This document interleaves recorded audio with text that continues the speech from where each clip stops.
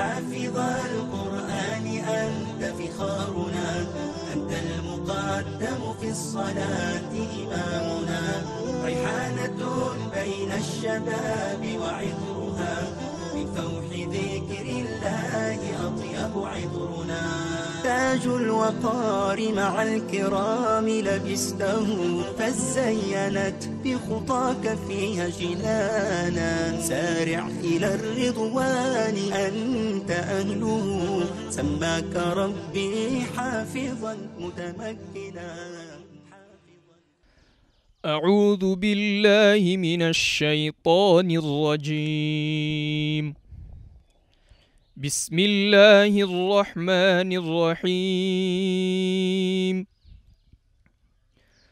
إن الذين آمنوا وعملوا الصالحات كانت لهم جنات الفردوس نزلا. Ikaze abakurikiye Icyizere TV, iyi ni ya gahunda mumenyereye yo kubagezaho ibiganiro bitandukanye by'idini ya Islam, bishingiye ku idini, kuri siyanse n'ibindi bintu birimo impano n'ibyamamare. Tubahaye ikaze rero. Ngiye ukibagezaho ni Ustaz Bikorimana Buhurayira, tukaba tubahaye ikaze tubashuhuje abari burasirazuba, iburengerazuba, amajyepfo n'amajyaruguru ndetse n'ababandi bazakurikira kino kiganiro kuri diaspora. Icyo tubasaba turabinginga ngo mukoreshe ya subscribe ndetse na comment kugira ngo ibi biganiro tujye tubibagezaho bijye bibageraho direct tukimara kubikora. Ikindi kandi bitwereka ko mubiha agaciro, munabikunze, mubigaragaze muri ubwo buryo mukora subscribe, share ndetse na comment. Uyu munsi rero dufite umutumirwa nawe witabiriye amarushanwa mpuzamahanga East African Community Competition muri Qoran. Tugiye kuganira nawe, araza kubibwira ababwire byinshi mu rugendo rwe yagize mu guhifaza Qoran, mu kuyifata mu mutwe. Hanyuma mu kanya gato turabararitse rwose muze mukurikira ikiganiro. Iki ni Icyizere TV, twongeye kubaha ikaze nanone ku kiganiro cyiza twabateguriye n'umutumirwa wacu. Mu kanya tugiye kumubereka atangire abibwire. Tugiye kuganira kugirana ikiganiro nawe ku marushanwa yakoze yitabiriye mpuzamahanga East African Competition yabereye muri Kenya i Nairobi, agendanye na Qoran. Akaba yararushanyijwe mu majuzu 20. Kubirambuye muraza kumwiyumvira. Tugiye kumuha ikaze. Tuguhaye ikaze rero mutumirwa wacu, mushyitsi wacu. Twamenye amakuru ko nawe uri mu bitabiriye amarushanwa ya Qoran yabereye muri Kenya, kugira ngo uduhe byinshi, tuganirire, uduha amakuru agendanye na Qoran, twumvishe ko nawe wabaye wa mbere. Ubwo wenda watangira wibwira abadukurikiye ku buryo burambuye, univuga unabibwira. Alhamdulillahi Rabbil Alamin. Mbere na mbere ndabanza gushimira Allah subhanahu wa ta'ala we ubashije kuduhuza muri aka kanya, ndetse nkashimira namwe mwamaye uyu mwanya kugira ngo nze kuganira namwe ku Cyizere TV, ndetse nkashimira na babandi bakunda Qoran ndetse banadukurikiye muri aka kanya. Ngiye nkaba nitwa Zigabe Muhammad, witabiriye amarushanwa mpuzamahanga, amarushanwa ya East African Community Competition. Ayo marushanwa akaba yarabereye i Nairobi mu gihugu cya Kenya. Namwe abanyarwanda tukaba twarabashije kwitwara neza, ndetse intsinzi ikaba yaratashye iwacu. Tukaba twaragiye mu byiciro bitatu, amajuzu 10, 20 ndetse na Qoran yose ariyo majuzu 30. Ngiye nkaba narabashije kujyayo mu cyiciro cy'amajuzu 20 mu batarengeje imyaka 18. Naam, uyu Zigabe Muhammad rero urakoze cyane, umaje kutubwira uburyo byagenze, uburyo baguhishemo, ibyiciro by'amajuzu mwitabiriye, uko mwari mu byiciro umaje kubitubwira, ndetse utubwira ko utarengeje imyaka 18. Urakoze cyane. Ese waba wibuka itariki n'ukwezi byabereyemo ayo marushanwa igihe yabereye precisement, itariki nyayo ni? Amarushanwa nyirizina yatangiye ku itariki 13 z'ukwa 2. Tukaba ariko twarabashije kugerayo ku itariki 10 kugira ngo tubashe kwitegura mu minsi 3 yabanje, tubashe kwitegura irushanwa nyirizina. hanyuma mwayakoze igihe kingana iki? Igihe kingana iki mwayakoze? Mwatangiye ku itariki 16 mwayasoje ryari? Amarushanwa yamaze iminsi 3 tukaba twarayashoje ari kuwa gatandatu, akaba ari nabwo babashije gutanga ibihembo ku bitwaye neza ndetse bari no gusoza iryo rushanwa. Hanyuma babakiriye bate? Mwabonaga se bari babafitiye uruhe rugwiro? Tubwire muri make. Batwakiriye neza. Mbere na mbere tugera ku kibuga cy'indege cyabo hariya Jomo Kenyatta International Airport muri Kenya, batwakiriye neza cyane kuko twahageze bari tayari, bahita baza kudutwara batujyana kuri hoteli twagombaga gucumbikamo kugira ngo tujya ku marushanwa bitatugoye. Batwakiriye neza cyane, batweretse urukundo, batwereka ko bakunda Qoran ndetse n'abasomyi bayo, batwereka ko badufitiye icyizere ndetse muri make batwakiriye neza, batweretse ko turi hamwe ndetse tuje gufatanya nabo mu gikorwa cy'amarushanwa. Harya twibutse ngo mwagiye muri bangahe? Mwari bangahe? Twagiye turi abanyeshuri 3 baturutse mu Rwanda. Umwe yari ari mu cyiciro cy'amajuzu 10, mu cyiciro cy'amajuzu 20 akaba ari njye wari urimo, ndetse no mu cyiciro cy'amajuzu 30 ariyo Qoran yose. Okay, noneho maje kutubwira ibyiciro uburyo babakiriye. Ese byari byo byose umuntu yakubonye akavuga ngo wayifaje Qoran agira amatsiko yo kumva ibyo bintu wafashe mu mutwe, uburyo ubisoma, uburyo mbega garagaza impano yawe, twereke impano yawe, udusogongeze ku byo wafashe mu mutwe, amwe mu masura ukunda udusomeremo imirongo mikeya twumve uburyo usoma. أعوذ بالله من الشيطان الرجيم. بسم الله الرحمن الرحيم.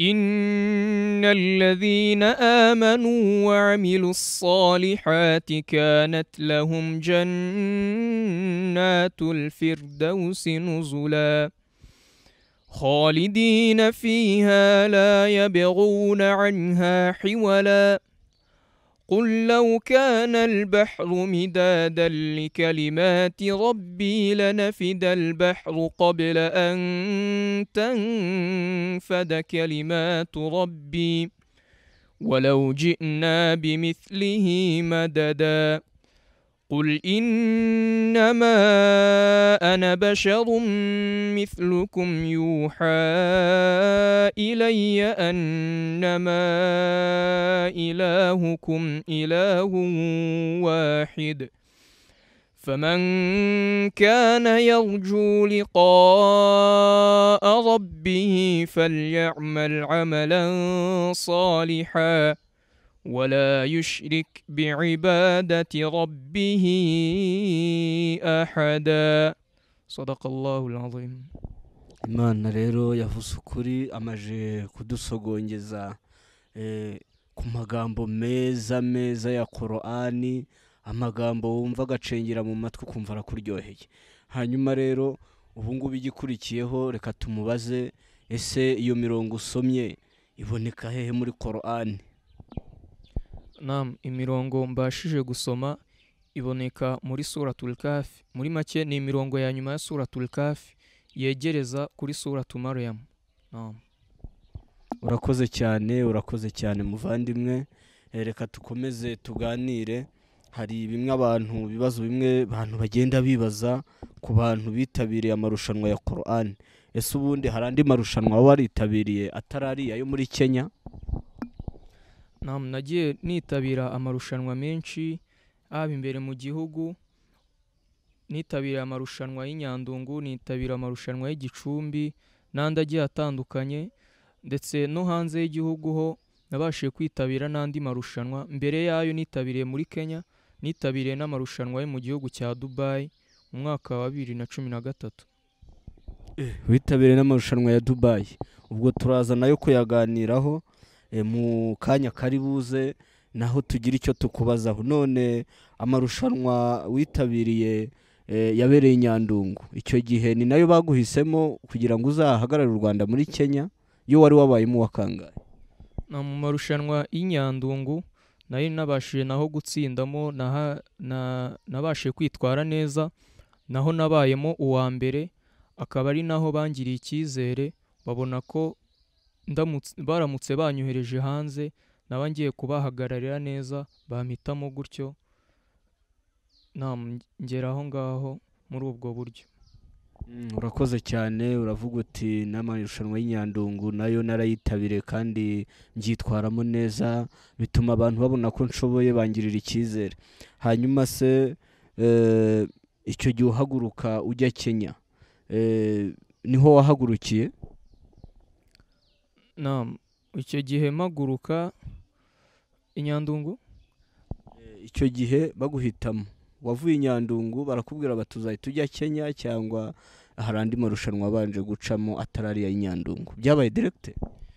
icyo gihe mpaguruka nyuma y'amarushanwa y'i Nyandungu haciyeho igihe gito, nk'ubuyobozi bushinzwe Qoran mu Rwanda buhagarariwe na Sheikh Nahayo Ramadan ndetse bwungirijwe na Sheikh Al Kajura. Nyuma yaho bamaze kumva iryo rushanwa ryo muri Kenya, kuko ni ku nshuro yayo ya mbere yari ibaye, bararebye basanga n'ubundi ko nari natsinze i Nyandungu, bahita bampitamo kujya guhagararira igihugu.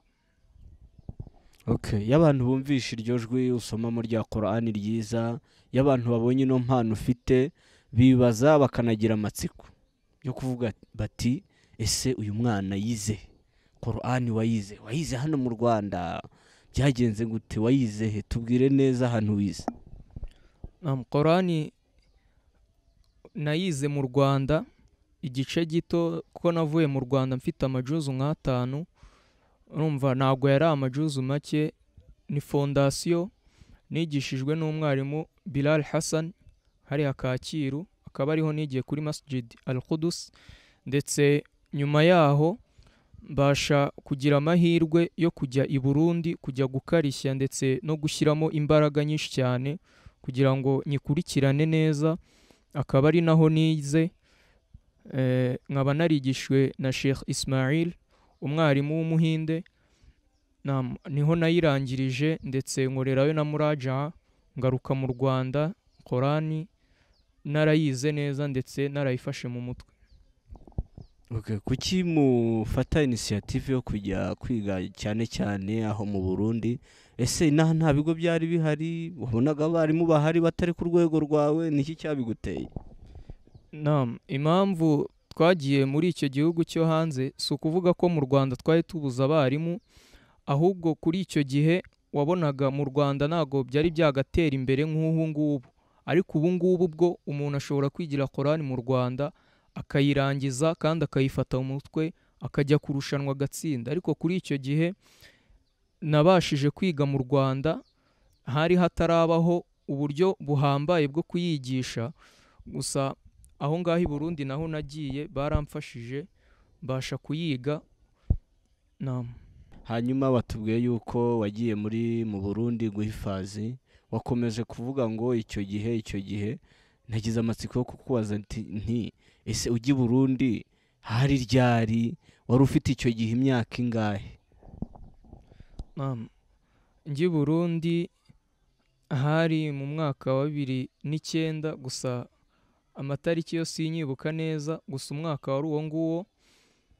Nagiyeyo mifarizayo, nigayo, mbese ngaruka mu mwaka wa 2011, akaba ari bwo nagarutse mu Rwanda maze guhifaza Qoran yose. Hanyuma ikindi wenda twakubaza, mu kwiga Qoran kwawe, iyo umuntu yiga Qoran bavuga ko ngo ahura n'imbogamizi nyinshi, ahura n'ibikwazo. Ese wowe ni izihe mbogamizi wahuye nazo? Icyo ni kimwe. Cya kabiri, ese ninde ubundi waguteye motivasiyo? Hari icyo bita motivasiyo, waguhaye courage, akakwankuraja, agatuma ukunda Qoran akayigukundisha kugeza ubwo ujya kuyiga ukanarenga u Rwanda ukajya kuyiga i Burundi? Ninde wenda bari cyo uheraho utubwira? Iyo courage mbere na mbere ndashimira ababyeyi banjye kuko aribo banteye courage yo kwiga Qoran, akaba ari nabo babintoje nkiri mutoya bikankuriramo ndetse nkabasha nanjye kubikunda. Buri ikintu ukora ukunze ndetse uha agaciro ukagiha umwanya wawe wose, uragikunda kandi ukabasha kugikora neza. Ni kuri iyo mpamvu rero babinkizemo ndetse nanjye ndabikunda cyane kuko byari ibintu byiza ubona ko bifite akamaro. Nanjye rero kuri iyo mpamvu nahise njya kwiga Qoran i Burundi. Urakoze cyane. Hanyuma utubwiye ko ababyeyi bawe aribo baguteye courage batumye ubikunda. Ese Qoran komeza utubwira imbogamizi. Hari imbogamizi waba warahuye nazo zikomeye ngo zitubwire? Mu kwiga Qoran rero bisaba kwihangana cyane. Imbogamizi zo ntizabura. Nk'umuntu noneho wari ugiye no mu gihugu kitari icye avuye mu Rwanda yerekeje i Burundi, habayeho imbogamizi zigiye zitandukanye, dore ko nagiyeyo nkiri mutoya, nari mfite nk'imyaka hagati y'8 n'9. Urumva rero umwana nk'uwo aba akeneye kwitabwaho nanone mu rugo, ariko nanone hariya uba ugiye gufata izindi nshingano ukiri mutoya, ukabasha kwikurikirana, ukabasha kwimenya ndetse ukabasha mbese kuba responsable w'ibintu byose. Ndumva ari izo mbogamizi, ariko inyinshi zo ntago nzibuka neza, gusa izo ngizo nizo zibanze nahuye nazo. Urakoze cyane. Hanyuma wenda ikijyanye na hifuzi cyangwa se gufata mu mutwe igitabo cya Qoran nyirizina, hari igihe waduha ukurikije ubunararibonye umaje kugira mu gufata Qoran mu mutwe naho ugeze, hari igihe nyirizina waduha umuntu ashobora kuvuga ati iki gihe nkicaye Qoran nabanyayifashe mu mutwe kandi irimo neza? Kuri icyo kibazo, igihe umuntu ashobora gufata Qoran mu mutwe utangiye A0 cyangwa utangiye bushya, biterwa nanone n'uburyo ufata cyangwa uburyo capacity yawe mu mutwe ihagaze.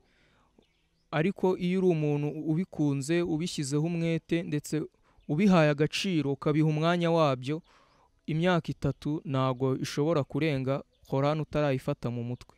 Ese ubundi mu kwiga Qoran ntagatifu, hari ibice tujya twumva ngo bibiri mu gufata mu mutwe hari icyo bita hifzi no gusoma.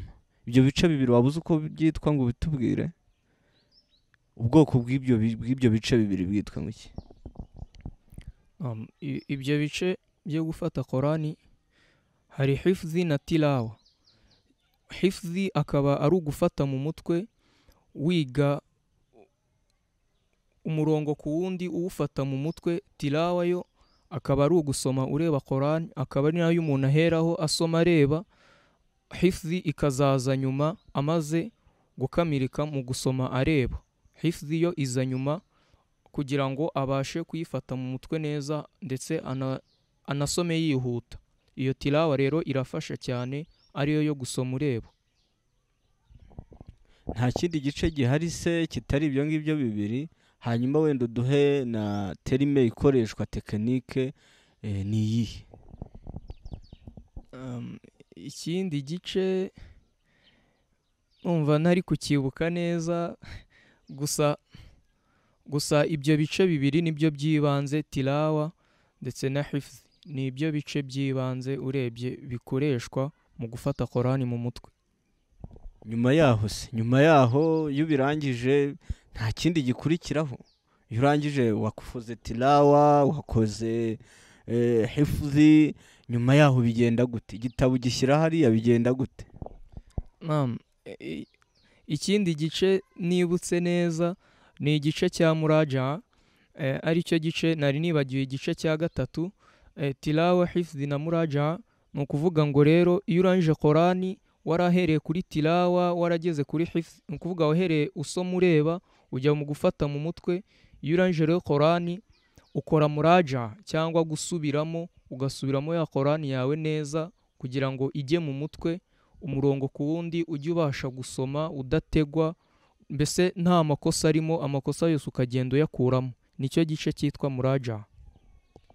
Hari terime tujya twumva bavuga bakunda gukoresha, sinzi nimba uyizi uyidusobanure, yitwa ngo alwardi. Ni alwardi nibyo? Iyo terime ndumva ntayizi neza, gusa izo nibuka neza ni izo ngizo eshatu, tilawa hifdhi na muraja. Iyo ngiyo ntabwo ndi kuyibuka neza.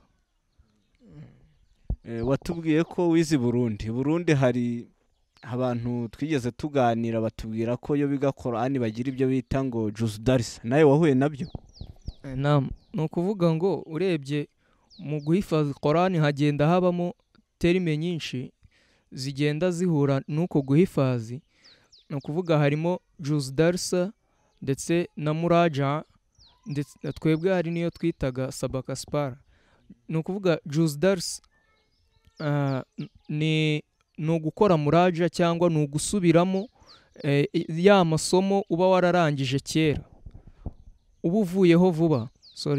Ni amasomo uba uvuyeho vuba noneho ukayasubiramo neza kugira ngo ajyemo. Noneho sabaka spara cyangwa muraja ni ukuvuga noneho ni ya masomo uba wararenze kera akaba ariyo usubiramo. Ni ukuvuga hose uba uriyo, haba mu masomo uvuyeho vuba ndetse n'ayo warenze kera, aho hose ugenda usubiramo, akaba ari byo bigufasha kuyizingatira neza ndetse no kuyifata mu mutwe nta makosa arimo. Icyo twagarukaho kindi, watubwiye ko byibuze mu gihe kingana n'imyaka 3 umuntu aba yafashe Qorani mu mutwe. Ijambo wenda ndi bukubaze ni neza, ese abayifashe neza, yaba umwana yaba umuntu mukuru, ibyiciro byose by'abantu, abayifashe mu mutwe mu myaka 3 neza? Nk'uko nabivuze, nanone bivana n'umutwe w'umuntu ndetse n'uburyo ufata, uburyo ni ukuvuga memori yawe mbese ihagaze mu mutwe. Iyo uri umuntu ukunda kwiga cyangwa ubishyizemo umwete ubihaye imbaraga, usanga mu myaka 3 ushobora kuba uyifashe, ariko nanone hakazaho cya gice cya muraja cyo gusubiramo. Ku muntu mukuru noneho we nawe ni ukuvuga ngo umuntu mukuru n'umwana hari igihe usanga uburyo bwo gufata bigiye bitandukanye, ariko buriya imyaka 3 akenshi usanga umuntu ashobora kuba yaranjemo Qorani, naho muraja cyangwa gusubiramo bikaza nyuma yaho, ugakuramo ya makosa uba waragiye usoma mbere. Ongera udusogongeze ku gisomo cyawe cya Qorani, rwose ibintu uvuga nibyo rwose nibyo 100%. Ongera udusogongeze kare, burya wadushogongeze twumva turaryohewe. Ongera turebe uburyo wakongera ukatuzanira uburyohe mu matwi yacu. أعوذ بالله من الشيطان الرجيم. بسم الله الرحمن الرحيم.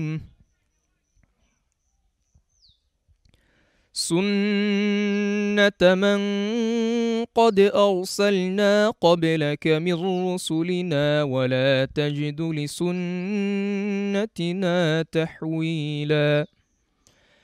أقم الصلاة لدلوك الشمس إلى غسق الليل وقرآن الفجر إن قرآن الفجر كان مشهودا. ومن الليل فتهجد به نافلة لك عسى أن يبعثك ربك مقاما محمودا. صدق الله العظيم. Mana yavuze ukuri, urakoze cyane. Amagambo ya Qorani yose y'umuntu ayumvishe umubiri uratuza ugatekana, rwose urakoze cyane. Hanyuma uyu muvandimwe yatubwiye ko yagiye yitabira amarushanwa atandukanye. Ese iyo witabiriye amarushanwa cyane cyane bwa mbere ukitabira amarushanwa ntabwo wigeze ugira ese wumvaga umeze ute? nk'ibisanzwe iyo umuntu agiye muri kompetisiyo cyangwa amarushanwa ku nshuro ya mbere ugira igihunga ho gakeya, ariko usanga nyine iyo ugiye n'ubundi ufite intego yo gutsinda ntabwo ibyo ngibyo bikubuza cyangwa ngo bikubere imbogamizi. Uragerageza ugasoma neza, icyo gihunga kigenda kigabanyuka, dore ko ataba ari na cyinshi cyane nk'umuntu uba umenyereye gusoma Qoran. Wari ufite imyaka ingahe mu majuza angahe? Bwa mbere nitabira amarushanwa nitabiriye mu cyiciro cy'amajuzu makeya, nk'amajuzu nk'abiri ndumva niba ntibeshye, amajuzu abiri nkaba narayasomye inyandungu, gusa umwaka wo ntago ndi kuwibuka neza, ariko icyo cyari icyiciro cy'amajuzu abiri. Wari ufite imyaka ingahe? Ari nk'imyaka nk'irindwi 8 gutyo. Mashallah, ndumva ari byiza cyane. Watubwiye yuko ugeze kutubwira ko witabiriye n'amarushanwa ya Dubai, ese uyitabira hari ryari, wari ufite imyaka ingahe icyo gihe? Muri icyo gihe hari mu mwaka wa 2013, nkaba nari mfite imyaka 11 mu gihe nitabiraga amarushanwa yo gusoma Qoran mu mutwe mu gihugu cya Dubai. Okay, hanyuma se urakoze cyane. Icyo gihe ujyayo wegukanye naho intsinzi se? Hari igihembo baguhaye? Turaza no kugaruka no kuri ariya marushanwa yandi uherutsemo muri Kenya, naho tubwire nimba hari ibihembo babageneye cyangwa se izawadi.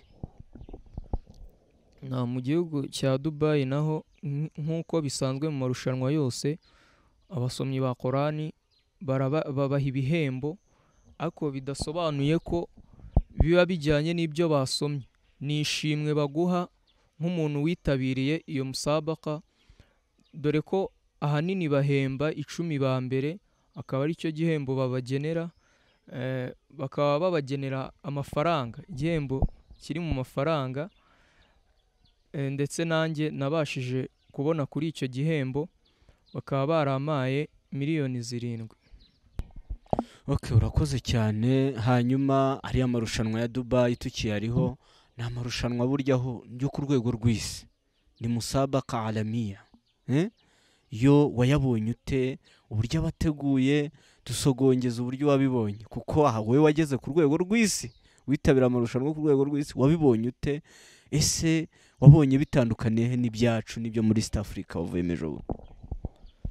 Iriya musabaka yo iba iri ku rwego rwo hejuru ugereranyije n'izindi musabaka ziba, kuko iriya nk'uko bivuze ni musabaka yo ku rwego rw'isi, yitabirwa n'ibihugu by'isi yose. Buri gihugu kizana umukompetita cyangwa contestant uza kurushanwa, ndetse ariko urebye ugereranyije n'izindi musabaka nk'iyi mvuyemo ya East Africa, ni ibihugu bikeya bigera mu bihugu 9 nibyo twarushanyijwemo, ariko iriya yo ibiri ku rwego rwo hejuru, ibiteguye mu buryo buhanitse, ku buryo n'umusomyi ugiye kuyisomamo aba agomba kugenda yiteguye kurushaho, kurenza uko yagenda yiteguye agiye gukora iriya musabaka ya East Africa.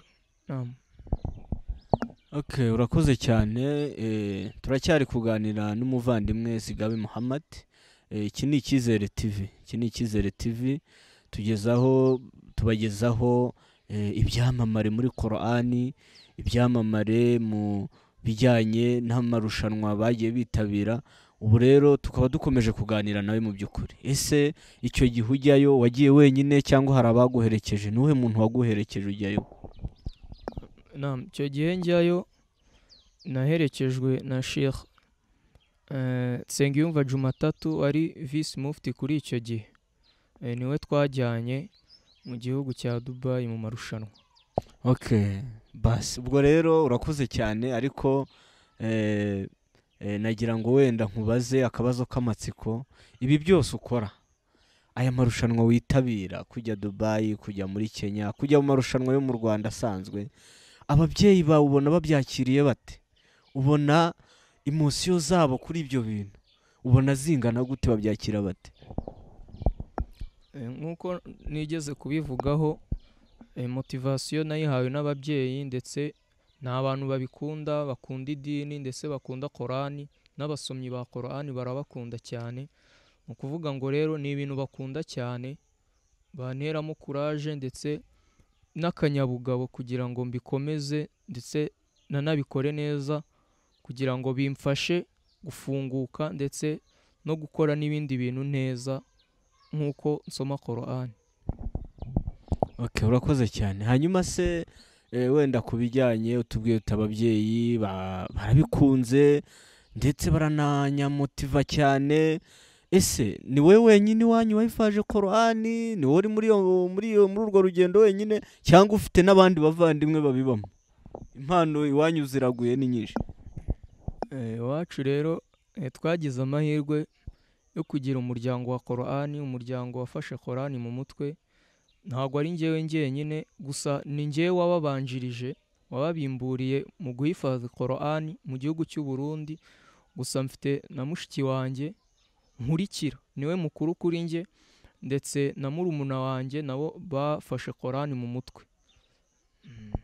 Mashallah, byiza cyane, byiza cyane. Abakurikiye Icyizere TV murabona ko uyu muvandimwe ntago ari we wenyine, afite bene nyina cyangwa se bene se, abavandimwe be nabo binjiye muri ino gahunda, ndetse afite n'abarangije kino gitabo. Ngira ngo abakurikiye iyi gahunda, ababyeyi bijye bibatera ishyari, abana banyu mubigishe Qoran bakiri abana, kubera yuko murabizi yuko igiti kigororwa kikiri gito. Ubu ngubu tugiye kumubaza, ese hari abantu bitwaza, bagira urwitwazo ruvuga ngo umuntu iyo yiga andi masomo ngo ntabwo ashobora kwiga Qoran. Ese niko bimeze? Ese nawe koko ntabwo wiga andi mashuri? Ese nimba uyiga ubigenza gute kubihuza na Qoran? Kwiga Qoran rero nta gihe bigira kiri specific cyangwa cyihariye umuntu agomba kuyiha ngo agiye kuyiga. Kwiga Qoran bihoraho, ndetse ukabifatanya n'andi masomo ukabyiga, byose ukabiha umwanya. Qoran ukayiha umwanya wayo, ndetse n'andi masomo ukayaha umwanya wayo. Akaba ari ibintu wiprogramamo ukabipanga neza. Iyo ubikoze gutyo birangira byose bigiye ku murongo kandi nta na kimwe kibangamiye ikindi. Wowe ubigenza ute? Bakopeze ubabwira uti njye mbigenza gutya. Mukoresheje buno buryo bwabafasha. Bumwe mu buryo ukoresha wowe ushobora gusangiza n'abandi bantu bifuza ibyo bintu ariko wenda bagira imbogamizi z'igihe, guhuza amasomo asanzwe na Qoran. Wowe ubigenza ute ku rugero rwawe? Njye uburyo mbikoramo, nk'uko njyewe urebye narangije Qoran imbere, amasomo mpita nyakomerezaho. Gusa nyine nk'umuntu ubifatanya wiga Qoran ndetse n'andi masomo, ni ukuvuga ngo amasomo asanzwe ntabwo uyiga umunsi wose, ntabwo ufata umunsi wose ariyo uri kwiga yonyine. Qoran rero nta nubwo itwara umwanya munini nk'andi masomo. Qoran ushobora kuyiha iminota 30 ya buri munsi, ukayipanga ukavuga ngo iyi minota azajya aba ariyo kwiga Qoran, cyangwa isaha imwe ku munsi. Ndumva ku muntu ukunda Qoran ndetse ukunda no guhifazi, ushobora kuba ashaka gufata Qoran mu mutwe, ntago byamugora kuba yafata isaha imwe ku munsi agahifaza Qoran. Noneho mu gihe abonye akaruhuko nko muri weekend, akajya noneho asubiramo ya masomo yabashije gufata mu minsi y'imibyizi cyangwa iminsi 5 ya mbere, agasubiramo ayo masomo yafashe muri weekend. Qoran birangira imugiyemo ndetse akayifata mu mutwe. Urakoze cyane. Urimo uratubwira imwe mu nzira ujya ukoresha kandi nziza yafasha n'abandi mu guhuza amasomo ya Qoran n'amasomo asanzwe. Hanyuma ntaribagirwa nagira ngo wongere utubwire se muri Kenya ho, muri Kenya wavanyeyo ubushobozi bungana iki? Naho hari ikintu baguhaye, hari impano bigeze baguha, hari ikintu wavanyeyo? muri Kenya nkuko twabashije kurushanwa turi abanyarwanda batatu, njyewe nabayemo uwa mbere mu cyiciro cy'amajuzu 20. Muri Kenya naho baraduhembye, baduhaye ishimwe, ni izawadi baduhaye igihembo cy'amadolari 5,000. Mashallah, ati baduhaye igihembo cy'amadolari 5,000. Ni amafaranga atari make mu by'ukuri, ni amafaranga yafasha umuntu mu mibereho ye ya buri munsi. Ese Zigabe Muhammad, ikibazo cy'amatsiko, ubwo bushobozi mubona ni gute? Ese mu bubyaza umusaruro hari icyo bubafasha mu mibereho yanyu, bigenda bite? Mbere na mbere nabanza kuvuga ko ayo mafaranga hari igice ugenera gahunda za Qoran. Icyo gice iyo uvuye mu marushanwa nk'ayo ngayo yo hanze, uba nawe ugomba gushyira itafari ryawe kuri gahunda za Qoran kugira ngo zibashe gutera imbere mu gihugu cyacu, dore ko zitaragera ku rwego nk'urw'ibindi bihugu.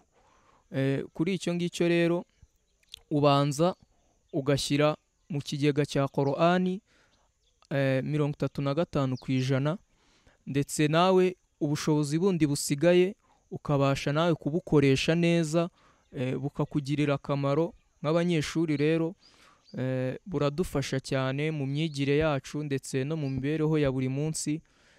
Ibintu by'ibanze umuntu akenera usanga alhamdulillah ubasha kubibona bitakugoye.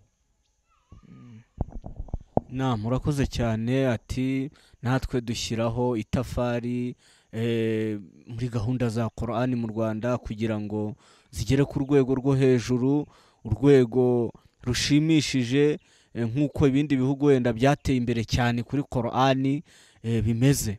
Hanyuma se kwiga Qoran urabizi ko ari amagambo y'Imana. Ese mu rwego rw'ukwemera, mu rwego rw'imibereho yawe ya buri munsi, mu rwego rwo kubana na bagenzi bawe, bigufashije iki? Kwiga Qoran mu buzima bwanjye bwa buri munsi biramfasha cyane, kuko kwiga Qoran nibyo biguha umurongo ugenderaho, umurongo wawe w'ubuzima. Iyo wize Qoran uba ufite umurongo ugenderaho, umurongo ugufasha no gukora ibindi bintu byose, kuko Qoran igufungura mu mutwe.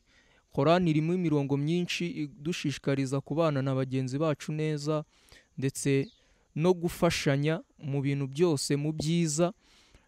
Qoran rero mu by'ukuri mu buzima bwa buri munsi iramfasha, yamaye umurongo wo kugenderaho kugeza n'ubu ngubu, ndetse imfasha no kubana na bagenzi banjye neza mu mico myiza ndetse no mu bwisanzure, nta n'umwe mbangamiye. Zigabe Muhammad ati Qoran yampaye umurongo ngenderaho mu buzima wo kubana mu mico myiza na bagenzi banjye. Urumva ko Qoran ari igitabo cyiza gitanga tawjih, umurongo mwiza uyobora umuntu ku nzira nziza zisobanutse. Ese wabwira iki noneho abana badashyira ingufu mu kwiga Qoran? Wababwira iki aka kanya? Abantu badashyira ingufu mu kwiga Qoran cyangwa batabiha agaciro, icyo nababwira cya mbere ni uko Qoran kuyiga nta nubwo ari amahitamo, ni ubumenyi bw'itegeko. Umuntu agomba kwiga ku inshuro ya mbere akabanza akiga Qoran. Andi masomo ya hadithi ndetse na fiqh n'ibindi biza nyuma, ariko wabanje kwiga Qoran ni ukuvuga ni ubumenyi bwa mbere nk'umuyisilamu ugomba guha agaciro, ndetse ukabiha umwanya wabyo. Qoran rero kuyifata mu mutwe cyangwa kuyisoma ureba ni ubumenyi ugomba guha agaciro, kuko niyo dukoresha mu iswala, tuyikoresha mu bintu bigiye bitandukanye nk'abayisilamu. Ni ukuvuga ngo rero Qoran ku muyisilamu agomba kuyiha agaciro ndetse akayiga, ntayitesha agaciro muri make. urakoze cyane. hanyuma ku bijyanye hari buryo uba mu bintu, umaze iminsi ujya mu marushanwa, wiga Qoran, ni hehe ubona hakwiye kujya imbaraga? Ni hehe ubona hakwiye gushyirwa itafari rifite sima nyinshi? Ni hehe? Tubwira ahantu hagakwiye kongerwa imbaraga. Mu Rwanda ndumva ahantu tugiye gushyira imbaraga mu kwiga Qoran ni ukongerera ubushobozi abarimu, ko buriya umwarimu niwo muntu wa mbere, niwe muntu w'ibanze uza bwa mbere mu gushishikariza abandi kwiga Qoran cyangwa mu kuyibigisha. Umwarimu rero, abarimu bo mu Rwanda bafite ubushobozi bwo kuyigisha, ariko nanone ubushobozi bwabo bwagakwiye kongerwa, bagahabwa amahugurwa ahagije, bakongererwa ubumenyi muri make, kugira ngo n'ibyo batanga bibe bifite ireme, bibe ari ibintu biri ku rwego rwo hejuru, bishobora gufasha umunyeshuri wiga Qoran akayifata mu mutwe nta mbogamizi. uravuga uti ahantu bagakwiye kongera ubushobozi, kongera imbaraga ni ku barimu, bakabaha amahugurwa wenda ari ku rwego rwo hejuru, kugira ngo babashe kuzamura abana ku buryo bushimishije. Ese muri iyi minsi, ese ubona wowe imyigishirize yacu iracyafite ikibazo? Ese iracyari hasi? Ntago hari ikiburamo? Wowe niko ubibona? Imyigishirize yacu yo mu Rwanda, kwigisha Qoran, sinavuga ngo ifite ikibazo cyane, gusa ntiratera imbere nk'uko tuyifuza.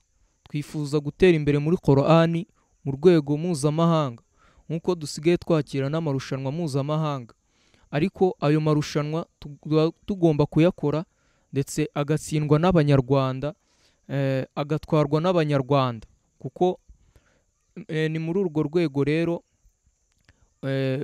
kwigisha Qoran mu Rwanda bigomba gufata indi ntera. Urwego iriho ntabwo ari urwego rubi cyane, gusa nanone tugomba kurwongera, tukimprovinga mu kwigisha Qoran, no gushishikariza abanyeshuri gufata Qoran mu mutwe. Zigabe Muhammad ati mu rwego rwo kugira ngo ejo hazaza ha Qoran hazabengerane kurushaho uyu munsi, ni byiza ko twashyiramo akabaraga mu barimu bayigisha, byarushaho kuryoha. Kandi koko usanga ari byo ubushobozi bw'abarimu wenda bigisha mu mujyi nabo bigisha mu misigiti yo hanze y'umujyi ntago bihuye. Ubushobozi rero bigomba guhuzwa, bukongerwa, hakajyaho amahugurwa. Icyo ni igitekerezo atanze cyiza. Bityo rero turi kugana ku musozo w'ikiganiro, ariko nagira ngo nongere mubaze, cyangwa se ndifuza ko Zigabe Muhammad amaje kutubwira hashyirwa imbaraga, ubwo ni inshingano ireba abayobozi. Hanyuma tugiye ku mwaka inama noneho asoza atanga ku babyeyi, kuri abo bayobozi no kuri abo barimu. Inama ya mbere natanga ku babyeyi ni ukureka abana babo kwiga Qoran. Qoran nuko nabivuze ni ubumenyi bwa mbere bw'ibanze umuntu agomba kwiga, ariko bitavuze ko n'andi masomo uyashyira ku ruhande. Ayo Qoran ukayiha agaciro, ukayiha umwanya wayo. Inama nabaha rero nuko bayiha agaciro, ndetse bakabasha kuyifata mu mutwe, atari ukuyisoma gusa bayireba, nyuma yaho bakanayisobanukirwa, bakayisesengura. Qoran iyo uyize iragufasha mu buzima bwawe. N'ayo masomo uvuga uha umwanya munini, Qoran uramutse uyize iguha umwanya, iguha umurongo ugenderaho, ndetse ikanagufungura ukabasha gutsinda amasomo. Nta muntu wiga Qoran utsindwa amasomo asanzwe cyangwa aya masomo ya siyansi. Ayo masomo yose usanga umuntu wiga Qoran ayatsinda ndetse agiramo n'amanota meza.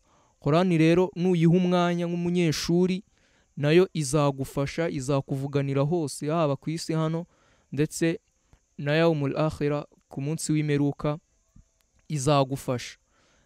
Inama none nagira ababyeyi, nanone ababyeyi ni ugufasha abana babo mu myigire ya Qoran ndetse no mu myigire y'amashuri asanzwe, ariko Qoran ikaza imbere, akaba ariyo baha agaciro nk'abayisilamu, bakayiha agaciro, bakayiha umwanya wayo, bakayifata mu mutwe, ndetse bakaha abana babo courage, ndetse bakabaha abarimu babishoboye babigisha Qoran neza.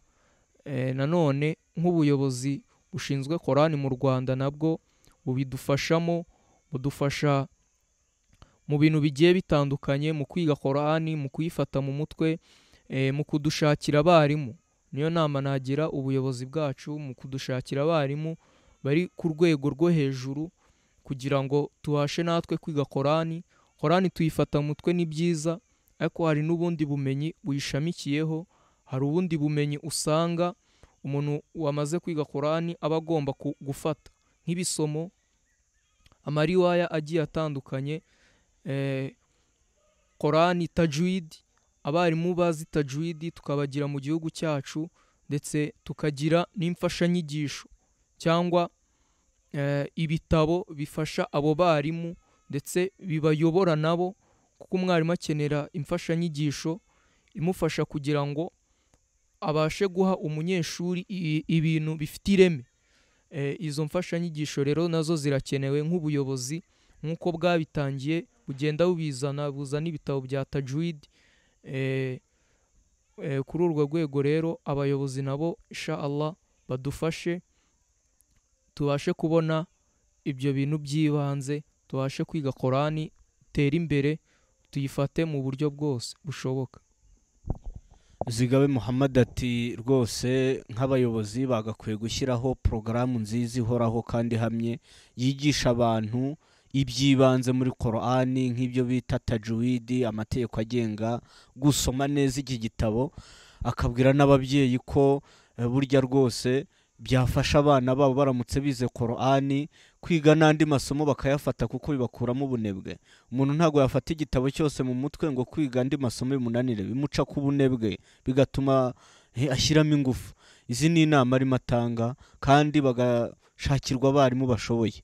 Izi ni inama cyangwa se ibitekerezo arimo atugezaho, ngira ngo badukurikiye murabibona, kandi n'abayobozi bazadukurikira, twizera neza ko bazakurikira kino kiganiro, izi nama n'ibi bitekerezo bagashaka uburyo babishyira mu ngiro. Zigabe Muhammad rero mbere yuko tumurekura, reka yongere adusomere imwe mu mirongo asoza ya Qoran, yongera adusogongeze muri make. A'udhu billahi minash shaitanir rajim. Bismillahir rahmanir rahim. يا أيها الذين آمنوا اتقوا الله وقولوا قولا سديدا يصلح لكم أعمالكم ويغفر لكم ذنوبكم ومن يطع الله ورسوله فقد فاز فوزا عظيما إنا عرضنا الأمانة على السماوات والأرض والجبال فأبين أن يحملنها وأشفقن منها وحملها الإنسان إنه كان ظلوما جهولا ليعذب الله المنافقين والمنافقات والمشركين والمشركات ويتوب الله على المؤمنين والمؤمنات وكان الله غفورا رحيما صدق الله العظيم. Akaba arangije avuga ati Imana yavuze ukuri, nibyo koko Imana yavuze ukuri. Iyo mirongo usomye igaragara hehe muri Qoran? Iyo mirongo nsomye igaragara muri suratul Ahzab, mirongo ya nyuma ihera muri suratul Ahzab. Akaba tubwiye yuko ngo iyo mirongo igaragara muri suratul Ahzab. Nyagasani rero dusoza turamusabira ku Mana ko yamuha kugumya gutera intambwe akarangiza iki gitabo cya Qoran. Mwumvishe yuko yayifaje amajuzu 20 yonyine, ariko arayafite neza, yayabayemo n'uwa mbere, afite ibihembo, afite icyo byamufashe. Twaganiye ngira ngo mwabikurikiye. Ubwo buryo rero reka dusoze ikiganiro cyacu tubibutsa gukora subscribe, gukora share, comment, kugira ngo ibi biganiro bigere kure hashoboka. Duteze imbere Qoran, duteze imbere abasomyi ba Qoran, tubasigasire. Murabizi yuko Qoran niyo ihatse, niyo nyina w'ubundi bumenyi bwose, niyo ihatse ibintu byose. Qoran tuyishyira imbere, Qoran tuyikunde, tuyikundisha abacu, kugira ngo ejo bundi tuzagire umuryango, tuzagire societe, tuzagire generation zishashagirana zifite imico myiza, imico ihebuje ishingiye kuri Qoran. Nkaba rero nsoje mbashimiye kuba mwadukurikiye. Uyu mwanya mwaduhaye Nyagasani azabahembere ku minzani yanyu ku munsi w'imperuka y'ibyiza. Nkaba ngewe wabagezagaho iki kiganiro nitwa Ustazi Bikorimana Abu Huraira. Nyagasani abagirire neza kandi abishimire. Murakoze cyane. Mwibuke gukora subscribe, share na comment, muzaba mudufashije kugira ngo ibiganiro byacu bijye bibageraho direct tukimara kubikora. Ya hafizal Qur'ani anta fikharuna, anta al-muqaddam fi as-salati imamuna, rayhanatun bayna ash-shabab wa 'idruha, بفوح ذكر الله أطيب عطرنا. تاج الوقار مع الكرام لبسته، فزينت بخطاك فيها جنانا. سارع إلى الرضوان أنت أهله، سماك ربي حافظا متمكنا، حافظا متمكنا.